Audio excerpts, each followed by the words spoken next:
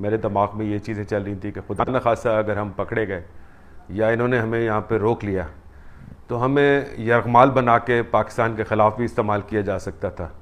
और हमारी रवानगी तकरीबन इस्लामाबाद से 9 बजे हुई और हम 10 सवा 10 बजे काबुल में पहुँचे।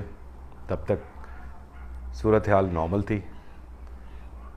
ATC एयर ट्रैफिक कंट्रोल जिसे कहते हैं ATC वो फुली फंक्शनल था। हमने लैंड किया, प्रॉपर पार्क किया और यहाँ से हम फेरी फ़्लाइट लेके गए थे। कुछ पैसेंजर्स थे, वो पैसेंजर्स कौन थे कि हमारे सिक्योरिटी गार्ड्स थे और 2 ग्राउंड इंजीनियर्स थे जिन्होंने मेंटेनेंस देनी होती है वहाँ पे, वो भी साथ थे हमारे। उसके बाद हमारा ग्राउंड टाइम को 3 साढ़े 3 घंटे था। हमने दोपहर को वापस डिपार्ट करना था। तो जब हमने बोर्डिंग करा ली, सारे पैसेंजर्स तकरीबन बैठ गए, कुछ रहते थे। इतने में एयर ट्रैफिक कंट्रोल की आवाज़ आई कि ये due to some emergency in the ATC हम इवैक्यूएट कर रहे हैं कंट्रोल टावर को, अपनी जगह को डिसलोकेट करते हुए हम मोबाइल यूनिट में शिफ्ट कर रहे हैं और फिर आपको कॉल बैक करेंगे।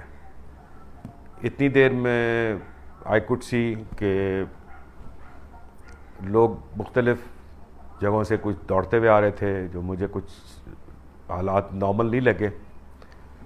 बहरहाल मैंने यहाँ कंपनी से रब्ता किया इस्लामाबाद में, उनको बताया, फिर उन्होंने कहा जी हम सबको बता के फिर आपको कॉल बैक करते हैं। 5-10 मिनट में उनके कॉल आई मुझे। तो उन्होंने ये बताया कि वहाँ पे कि वो टावर शिफ्ट कर रहे हैं और हमारी ATC से बात हुई है, वो जो ही वहाँ पे आएंगे, क्योंकि अभी वो एयरपोर्ट उन्होंने सिविल के लिए बंद कर दिया है, वो अपने ट्रूप्स को इवैक्यूएट कर रहे हैं, तो वो आपको 15 मिनट में पुश बैक दे देंगे। उन्होंने मुझे ये बताया कि हमारा CEO, हमारा डायरेक्टर फ़्लाइट ऑप्स और बाकी तमाम फ़्लाइट ऑपरेशन की टीम जो थी, they are in the loop. तो टावर ने जब रब्ता किया तो सबसे पहले उन्होंने हमारा जो कंपनी 777 था उसको रवाना किया वहाँ से। उसके बाद एक और एयरलाइनर था कतर एयरवेज़, उनको रवाना किया। फिर एयर इंडिया का एक जहाज़ था, उसको रवाना किया। आखिर में हम थे। जब हमारी बारी आई तो उन्होंने कहा कि जी हम सिविल एयरक्राफ्ट ट्रैफिक के लिए ये सस्पेंडेड है ऑपरेशंस। तो मैंने पूछा कब तक, उन्होंने कहा जी हमें भी नहीं पता। अच्छा, हमारे लोगों ने भी रब्ता किया इस्लामाबाद से, यहाँ से उन्होंने पूरे अपने डिप्लोमेटिक रिसोर्सेज यूज़ किए। CEO PIA ने बज़ात ख़ुद, और हमारे डायरेक्टर फ़्लाइट ऑपरेशंस भी अपने चैनल्स के थ्रू लगे हुए थे किसी तरीके से।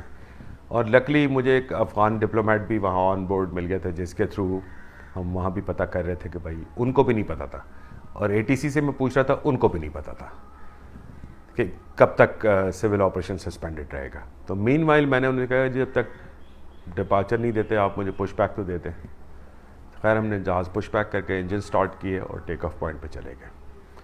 जब टेक ऑफ पॉइंट पे चले गए तो तब उन्होंने कहा जी अभी भी ऑपरेशन इज़ सस्पेंडेड, आपको हम टेक ऑफ नहीं दे सकते। उस वक्त मैंने जो को पायलट थे मेरे साथ सज्जाद गनी साहब, उनको मैंने लूप में लेके ये कहा कि अगर नहीं देते तो हम बग़ैर ऑथराइजेशन के टेक ऑफ कर जाएंगे। ज़्यादा से ज़्यादा ये हुआ कि वायलेशन फ़ाइल होगी हमारे ख़िलाफ़। लेकिन बात यह है कि उस वक्त जो था ना, हमें दिमाग में जो चीज़ मेरे आ रही थी वो safety of the passengers, safety of the aircraft and the safety of the crew था। ठीक है, क्योंकि देखें एज ए ह्यूमन, कप्तान तो मैं हूँ ही लेकिन उसके साथ तो मैं इंसान हूँ अंदर। एज ए पाकिस्तानी और एज ए PIA एम्प्लॉई मेरे दिमाग में ये चीज़ें चल रही थी कि खुदा न खासा अगर हम पकड़े गए या इन्होंने हमें यहाँ पे रोक लिया तो हमें यरगमाल बना के पाकिस्तान के ख़िलाफ़ भी इस्तेमाल किया जा सकता था। ठीक है ना, तो Pakistan could have been in compromising situation. ठीक है ना, तो वो मैं नहीं चाहता था किसी सूरत में भी कि ये नहीं हो। तो इसलिए मैंने I had to take copilot on board with this decision के जी कम वट में we have to take off. ठीक है ना, तो इतने में थोड़ी देर बाद को 1 घंटा ये गुजर गया हमें वहाँ पे रनवे के करीब खड़े होकर। ATC फाइनली उन्होंने कहा जी काबुल ATC 0, दैट मीन्स के देयर इज़ नो ATC। अब आपकी जो मर्जी है जहाज़ पे खड़े रहें, पार्क करें, जो मर्जी है करें। सारे मिलिट्री ट्रैफिक थी वहाँ पे, on their own take off कर रहे थे। उस वक्त सिर्फ मैंने केबिन क्रू में एक अनाउंसमेंट की कि जी आप अपनी अपनी सीटों पे बैठ जाइए, वी आर टेकिंग ऑफ। तो हमने जल्दी से वहाँ से टेक ऑफ किया। बस अल्लाह ने हमें इज़्ज़त बख्शनी थी या जान बख्शनी थी, हमें वहाँ से निकालना था। अल्लाह ने मदद भी की और मौसम भी बड़ा अच्छा था कि विजिबिलिटी इतनी अच्छी थी कि मैं विजुअली बाकी ट्रैफिक को अवॉइड किया, क्योंकि मिलिट्री ट्रैफिक काफ़ी थी। कुछ एयरक्राफ्ट थे और कुछ हेलीकॉप्टर्स थे, जिसमें गनशिप हेलीकॉप्टर्स भी थे और इनके कार्गो हेलीकॉप्टर्स भी थे, स्नूक्स, जिनसे बचते बचाते अगर ये क्लाउडी होता मौसम तो मेरे लिए बड़ा दुश्वार होता। बस एज आ सेट के जी अल्लाह ने मेहरबानी करनी थी। वहाँ से 15,000 या 16,000 फिट तकरीबन पहुँचने के बाद तो मेरा पॉजिटिव रेडार कांटेक्ट हो गया दोहा वाले के साथ। दोहा जो काबुल का एटीसी जो है वो दोहा में बैठ के वो रन करते हैं, वॉक पे बैठ के। उन्होंने फिर हमें मज़ीद ट्रैफिक सेपरेशन दी, रेडार हेडिंग्स दे के डिफरेंट उस पर। फिर उन्होंने Pakistan Afghanistan air space cross करा के, तो that's how we got into the Pakistani air space. हमने जो टेक ऑफ किया ये कोई शाम के 6:25 क्लोज टू मगरिब टाइम था। मेरे ख्याल से अगर हम थोड़ी सी भी डिले कर देते तो या वो मॉब आ जाता, जो आपने देखा है कि वहाँ पे लोग आ गए थे जहाज़ों पे आगे पीछे। अब कुछ नहीं पता आपको क्या होता, क्योंकि हमारे जहनों में तो पिक्चर क्लियर नहीं थी ना कि एक्चुअली क्या हो रहा है।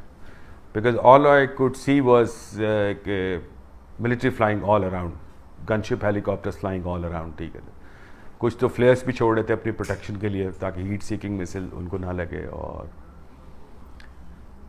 शेलिंग भी कर रहे थे दूर दराज इलाकों में, दूर से नज़र आ रहा था। और फिर हमारे पास एक और चैलेंज थी कि जब पैसेंजर्स काफ़ी देर से जो बैठे हुए थे वो ना पैनिक कर जाएं, फिर उनको काम डाउन रखना, जो कि केबिन क्रू ने बड़ा साथ दिया हमारा उस बात पे। ठीक है, फिर हमारे इंजीनियर्स भी थे ऑन बोर्ड, हमारे सिक्योरिटी के स्टाफ भी ऑन बोर्ड।